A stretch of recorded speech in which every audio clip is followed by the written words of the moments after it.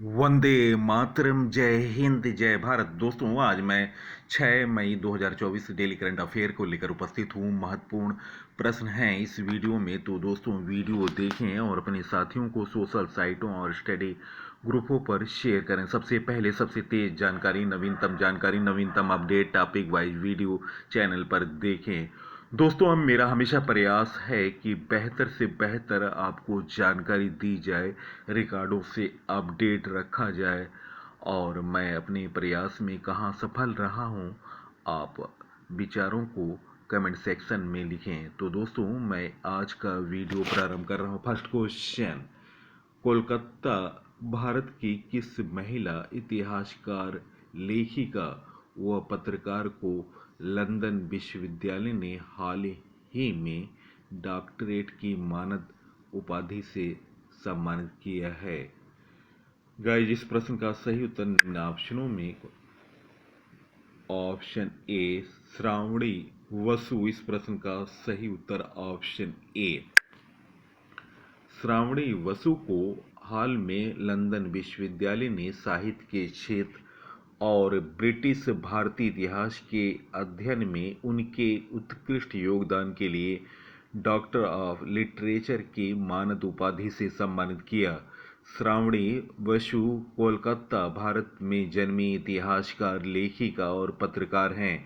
1987 से वे लंदन में रह रही हैं।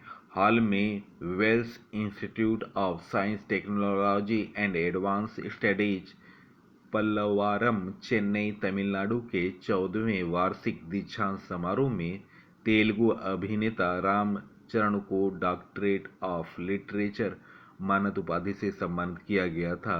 12 मार्च 2024 को राष्ट्रपति मुर्मू को मॉरिशस विश्वविद्यालय द्वारा डॉक्टर ऑफ सिविल लॉ की मानद उपाधि से सम्मानित किया गया था। हाल में नवीनतम पुरस्कार, पीएम मोदी को order of the drug Gyalpo, Bhutan का सर्वोच्च नागरिक पुरस्कार से सम्मानित किया गया। प्रभा वर्मा को सरस्वती सम्मान 2023 से सम्मानित किया गया। डॉक्टर उमा रेले को महाराष्ट्र गौरव पुरस्कार से सम्मानित किया गया। उदय भाटिया और मानसी गुप्ता को डायना मेमोरियल अवार्ड से सम्मानित किया गया। टी.एम. कृष्णा को संगीत कलानिधि पुरस्कार 2024 से सम्मानित किया गया। डॉक्टर बीना मोदी को outstanding business women of the year का खिताब मिला। पुजारी ईश्वरी प्रसाद को शंकर स्मृति पुरस्कार से सम्मानित किया गया। लाल कृष्ण आडवाणी को भारत रत्न 2024 से सम्मानित किया गया। कर्पूरी ठाकुर को भारत रत्न 2024 से सम्मानित किया गया। हरित क्रांति के जनक एम.एस. स्वामीनाथन को भारत रत्न 2024 से सम्मानित किया गया। पी.वी. नरसिंहा राव को भी भारत रत्न 2024 से सम्मानित किया गया और चौधरी चरण सिंह को भी भारत रत्न 2024 से सम्मानित किया गया। निखिल बाग को महागौरव पुरस्कार 2024 से सम्मानित किया गया। रवि शास्त्री को कर्नल C.K. नायडू अवार्ड से सम्मानित किया गया। फिल्म फेयर अवार्ड में बेस्ट अभिनेता का खिताब रणवीर कपूर को मिला। फिल्म फेयर अवार्ड में बेस्ट अभिनेत्री का खिताब आलिया भट्ट को मिला। पावलरी सुब्बा राव को अंतरिक्ष यात्रा में योगदान हेतु आर्यभट्ट पुरस्कार से सम्मानित किया गया। उतिशा पटनायक को मैलकम आदिशेषिया पुरस्कार प्रदान किया गया। अमिताभ बच्चन को लता मंगेशकर पुरस्कार से सम्मानित किया गया है। दोस्तों, इससे पहले पहला लता मंगेशकर दीनानाथ पुरस्कार प्रधानमंत्री नरेंद्र मोदी को मिला था। विजय जैन को टाइम्स पावर आइकन 2024 पुरस्कार से सम्मानित किया गया। मिशेल टेलाग्रेंड को 2024 का एवेल पुरस्कार से सम्मानित किया गया। इसरो ने एविएशन वीक लॉरेट्स अवार्ड से सम्मानित किया। प्रोफेसर मीना चंदा को अंतर्राष्ट्रीय संस्कृति पुरस्कार 2024 से सम्मानित किया। Next question, Alejandra Maris Rodriguez Miss Universe Buenos Aires का खिताब जीता है। उनकी उम्र क्या है? गाइस, इस प्रश्न का सही उत्तर ऑप्शन ए 60 वर्ष। हाल में 60 वर्षीय अर्जेंटीना की एलेंजांद्रा मारिसा रोड्रिग्ज ने मिस यूनिवर्सिटी ब्यूनस आयर्स 2024 का खिताब जीता। एलेंजांद्रा रोड्रिग्ज पेशे से वकील और पत्रकार रही हैं। नेक्स्ट क्वेश्चन, कैम्ब्रिज समर्पित शिक्षक पुरस्कार 2024 किसे प्राप्त हुआ? गाइस, इस प्रश्न का सही उत्तर निम्न ऑप्शनों में ऑप्शन ए जीना जस्ट्स। इस प्रश्न का सही उत्तर ऑप्शन ए। जीना जस्ट ने मध्य पूर्व और उत्तरी अफ्रीका के लिए 2024 कैम्ब्रिज समर्पित शिक्षक पुरस्कार जीता। Jeena just our own English high school Sharjah girls branch की में शिक्षिका हैं। जस्टिस मूल रूप से केरल की रहने वाली हैं। जस्टिस 2005 से लगातार यूएई में काम कर रही हैं। उन्हें उनके परामर्श और दान के प्रति समर्पण के लिए पहचाना गया। इस प्रतियोगिता में 141 देशों से रिकॉर्ड 14,840 नामांकन प्राप्त हुए। दोस्तों, कैम्ब्रिज समर्पित शिक्षा पुरस्कार के बारे में जानकारी। कैम्ब्रिज समर्पित शिक्षक पुरस्कार असाधारण प्राथमिक और माध्यमिक विद्यालय के शिक्षकों को सम्मानित करता है। यह एक वैश्विक प्रतियोगिता है। इसमें छात्र, अभिभावक और सहकर्मी उन शिक्षकों का नामांकन कर सकते हैं जिन्होंने उनकी शैक्षिक यात्रा पर महत्वपूर्ण प्रभाव डाला है। जीना जस्टिस को मध्य पूर्व और उत्तरी अफ्रीका के लिए क्षेत्रीय विजेता नामित किया गया। जनता अब समग्र विजेता का निर्धारण करने के लिए मतदान करेगी। 2024 कैम्ब्रिज समर्पित शिक्षा पुरस्कार के समग्र विजेता की घोषणा 29 मई को की जाएगी। नेक्स्ट क्वेश्चन, हाल में उद्योग संवर्धन और आंतरिक विभाग DPIIT क्या निदेशक किसे नियुक्त किया गया? गाइस, इस प्रश्न का सही उत्तर ऑप्शन ए प्रतिमा सिंह। इस प्रश्न का सही उत्तर है। 2009 बैच की भारतीय राजस्व IRS की वरिष्ठ अधिकारी प्रतिमा सिंह को उद्योग संवर्धन और आंतरिक व्यापार विभाग के निदेशक के रूप में नियुक्त किया गया। इसके अतिरिक्त अलीगढ़ मुस्लिम यूनिवर्सिटी के इलेक्ट्रिकल इंजीनियरिंग विभाग के प्रोफेसर मोहम्मद रिहान को अगले 3 साल के लिए राष्ट्रीय सौर ऊर्जा संस्थान NISE के महानिदेशक के रूप में नियुक्त किया गया है। अलीगढ़ मुस्लिम विश्वविद्यालय के बारे में जानकारी। अलीगढ़ मुस्लिम विश्वविद्यालय उत्तर प्रदेश के अलीगढ़ जिले में स्थित है। इसकी स्थापना 1920 में सर सैयद अहमद खान द्वारा की गई थी। हालांकि इसे 1921 में केंद्रीय विश्वविद्यालय का दर्जा दिया गया था। आदर्श वाक्य है, आदमी को वो सिखाओ जो उसे नहीं आता है। दोस्तों, प्रतिमा सिंह के बारे में जानकारी। प्रतिमा सिंह को department for promotion of industry and internal trade DPIIT के नए डायरेक्टर के रूप में नियुक्त किया गया। वे 2009 बैच के इंडियन रेवेन्यू सर्विस IRS के ऑफिसर हैं। सेंट्रल स्टाफ स्कीम के तहत प्रतिमा सिंह को नियुक्त किया गया। प्रतिमा सिंह का कार्यभार संभालने की तारीख से 5 साल तक के लिए या अगले आदेश तक जारी रहेगा। DPIIT भारत सरकार के वाणिज्य और उद्योग मंत्रालय, दोस्तों, ministry of commerce and industry के तहत एक केंद्रीय विभाग है। यह डिपार्टमेंट अपने वर्तमान स्वरूप में 27 जनवरी 2019 को अस्तित्व में आया, जब इंटरनल ट्रेड को जोड़ने के बाद पूर्व में department of industrial policy and promotion का नाम बदलकर department for promotion of industry and internal trade DPIIT कर दिया गया। हालांकि डिपार्टमेंट मूल रूप से 1995 में स्थापित किया गया था और डिपार्टमेंट ऑफ इंडस्ट्रियल डेवलपमेंट के विलय के बाद वर्ष 2000 में इसका पुनर्गठन किया गया। केंद्रीय वाणिज्य एवं उद्योग मंत्री हैं पीयूष गोयल। हाल में नवीनतम नियुक्तियां। संजय मिश्रा को GST अपीलीय न्यायाधिकरण का प्रमुख नियुक्त किया गया। दिनेश कुमार त्रिपाठी ने 26वें नौसेना प्रमुख के रूप में कार्यभार संभाला।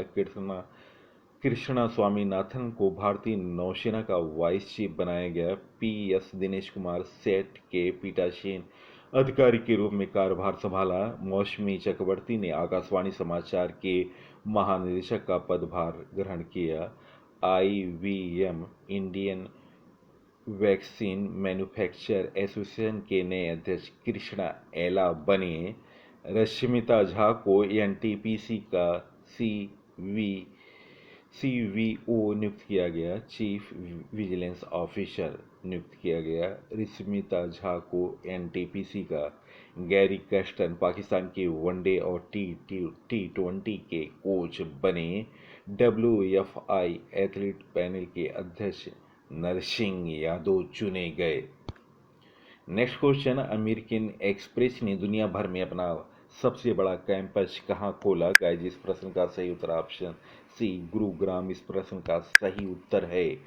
अमेरिकन एक्सप्रेस ने दुनिया भर में अपना सबसे बड़ा परिसर गुरुग्राम में खोला। अमेरिकन एक्सप्रेस ने लगभग 10 लाख फुट में फैले परिसर का उद्घाटन किया।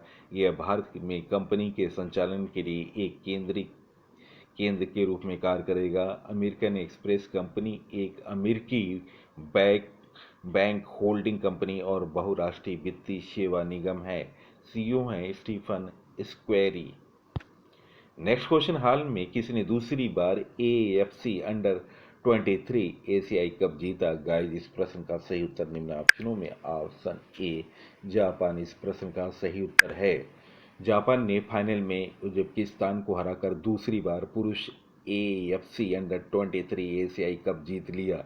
जापान ने इससे पहले 2016 में इस टूर्नामेंट का खिताब जीता था। कतर के राजधानी दोहा में स्थित जसीम बिन अहमद स्टेडियम में खेले गए फाइनल मैच में जापान ने 1 गोल से जीत हासिल की और 2024 पेरिस ग्रीष्मकालीन ओलंपिक के लिए क्वालिफाई कर लिया है। जापान की अंडर-23 पुरुषों की टीम ने। Next question, John tennis would दुनिया के सबसे बुजुर्ग व्यक्ति बनकर गिनीज में उनका नाम दर्ज हुआ, किस देश के रहने वाले हैं? गाइस, इस प्रश्न का सही उत्तर ऑप्शन सी ब्रिटेन इस प्रश्न का सही उत्तर है। ब्रिटेन के रहने वाले जॉन टेनिस वुड ने 111 साल तक जिंदा रहने का रिकॉर्ड बना लिया, जिसके बाद उन्हें Guinness book of world record से सर्टिफिकेट मिल गया। इतने वक्त तक इससे पहले कोई पुरुष जिंदा नहीं रहा। उनकी favourite dish fish and chips है। उनका कहना है कि वह अपनी जवानी के दिनों में खूब पैदल चलते हैं। शायद यह भी उनकी लंबी उम्र का राज हो सकता है। नेक्स्ट क्वेश्चन, हाल में अतुल कुमार अंजान का निधन हुआ, वे किस पार्टी के राष्ट्रीय सचिव थे? गाइस, इस प्रश्न का सही उत्तर निम्न ऑप्शनों में ऑप्शन सी भारतीय कम्युनिस्ट पार्टी ऑप्शन सी इस प्रश्न का सही उत्तर है। भारतीय कम्युनिस्ट पार्टी CPI के राष्ट्रीय सचिव अतुल कुमार अंजान का 3 मई 2024 को तड़के लखनऊ के एक अस्पताल में निधन हो गया। वे अखिल भारतीय किसान सभा के महासचिव भी थे। वे 70 वर्ष के थे और कैंसर से पीड़ित थे। अंजान ने लखनऊ यूनिवर्सिटी छात्र संघ के अध्यक्ष के रूप में 1977 में राजनीति की शुरुआत की थी। उन्होंने लगातार 4 बार लखनऊ विश्वविद्यालय छात्र संघ का अध्यक्ष का चुनाव भी जीता। अतुल कुमार अंजान उत्तर प्रदेश के प्रसिद्ध पुलिस PSC विद्रोह के प्रमुख नेताओं में से एक थे। अंजान ने अपने राजनीतिक सफर के दौरान 4 साल 9 महीने जेल में बिताए। भारतीय कम्युनिस्ट पार्टी की स्थापना दोस्तों 26 दिसंबर 1925 को कानपुर नगर में हुई थी। इस पार्टी की स्थापना 26 दिसंबर 1925 को कानपुर में हुई थी। इस पार्टी की स्थापना M.N. राय ने किया था। इसकी स्थापना सम्मेलन की अध्यक्षता सिंगरावेलु चेट्टियार ने किया था। हाल में निधन, चिली के पूर्व राष्ट्रपति सेबेस्टियन पिनेरा का निधन हुआ। कश्मीरी कवि और पत्रकार फारूक नाजिकी का निधन हुआ। इतिहासकार R. चंपक लक्ष्मी का निधन हुआ। शास्त्रीय गायिका डॉक्टर प्रभा अत्रे का निधन हुआ। हॉलीवुड एक्टर क्रिश्चियन ओलिवर का निधन हुआ। तमिल सुपरस्टार और राजनेता विजयकांत का निधन हुआ। अभिनेता ऋतुराज सिंह का निधन हुआ। जैन भिक्षु आचार्य विद्यासागर महाराज का निधन हुआ। फुटबॉलर एंड्रियास ब्रेहम का निधन हुआ। नेक्स्ट क्वेश्चन, किस देश में पाकिस्तानी मूल के सादिक खान तीसरी बार मेयर बनेंगे? गाइस, इस प्रश्न का सही उत्तर ऑप्शन बी ब्रिटेन इस प्रश्न का सही उत्तर है। पाकिस्तान मूल के लेबर पार्टी के कैंडिडेट सादिक खान 53 वर्षीय ने 10,88,225 वोट हासिल कर लंदन के महापौर के रूप में रिकॉर्ड तीसरी कार्यकाल हासिल करने के लिए निर्णायक जीत हासिल की। निर्दलीय उम्मीदवार और दिल्ली में जन्मे तरुण गुलाटी 10वें स्थान पर रहे। सादिक ने कहा, तीसरी बार चुना जाना सम्मान की बात है, मगर आज का दिन भविष्य को आकार देने के बारे में है। नेक्स्ट क्वेश्चन, हाल में किस देश के क्रिकेटर डेवान थॉमस पर 5 साल के लिए क्रिकेट से बैन कर दिया गया? गाइस, इस प्रश्न का सही उत्तर ऑप्शन ए वेस्ट इंडीज इस प्रश्न का सही उत्तर है। इंटरनेशनल क्रिकेट काउंसिल ने आईसीसी ने 2 मई 2024 को वेस्ट इंडीज के खिलाड़ी डेवान थॉमस को 5 साल के लिए क्रिकेट से बैन कर दिया। उन पर श्रीलंका, यूएई और वेस्ट इंडीज की क्रिकेट से बैन कर दिया। उन पर श्रीलंका, यूएई, वेस्ट इंडीज की क्रिकेट लीग में फिक्सिंग के आरोप लगे थे। थॉमस ने अपने ऊपर लगे आरोपों को कबूल किया, जिस कारण उनकी सजा 18 महीने कम कर दिया गया। Wicketkeeper Devon Thomas West Indies के लिए तीनों फॉर्मेट में डेब्यू कर चुके हैं। उन्होंने 1 टेस्ट, 21 वनडे और 12 टी20 खेले हैं। उनके नाम 300 से ज़्यादा रन हैं। वे पार्ट टाइम बॉलिंग भी कर लेते हैं। उनके नाम 4 विकेट है। उन्होंने 2011 वनडे वर्ल्ड कप भी खेला था। वेस्ट इंडीज क्रिकेट खेलने वाले देशों का एक समूह है जिसे कैरिबियन देश कहते हैं। कैरिबियन देश में कुल 28 देश और प्रांत आते हैं। इनमें 15 देशों और प्रांतों के खिलाड़ियों से मिलकर वेस्ट इंडीज की क्रिकेट टीम बनती है। दरअसल यहाँ एक कैरिब नाम की एक जनजाति रहती है, जिनके नाम पर ही इस द्वीप समूह का नाम कैरिबियन पड़ा।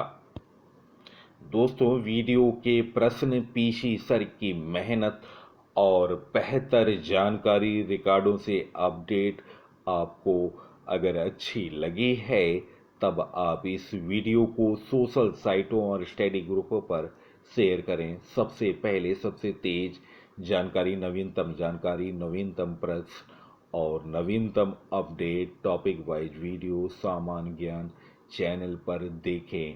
तो दोस्तों, इसी के साथ मैं इस अंक से विदा ले रहा हूं। अगले अंक में आपसे मुलाकात होगी। तब तक के लिए नमस्कार, वंदे मातरम, जय हिंद, जय भारत।